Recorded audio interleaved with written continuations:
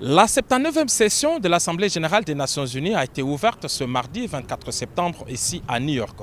Pendant 5 jours, du 22 au 27 septembre, près de 200 dirigeants du monde entier vont défiler devant la tribune pour présenter leurs priorités et échanger sur les défis mondiaux afin de faire progresser la paix, la sécurité et le développement durable. Cette année, les échanges portent sur les thèmes de ne laisser personne à côté, agir ensemble pour la paix, le développement durable et la dignité humaine de générations présentes et futures.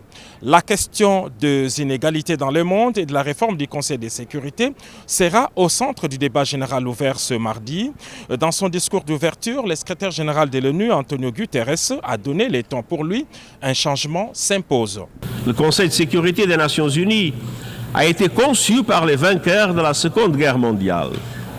À l'époque, la majeure partie du continent africain était encore sous domination coloniale. À ce jour, l'Afrique n'a toujours aucun siège permanent au sein de la principale instance de paix du monde. Un changement s'impose.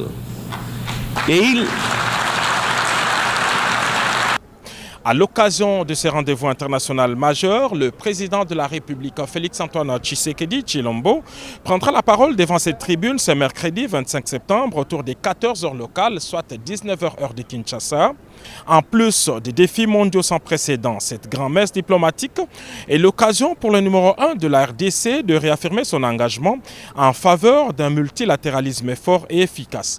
On croit savoir que les priorités de la RDC pour cette Assemblée générale sont, entre autres, le respect de l'intégrité territoriale de la RDC face à l'agression du Rwanda.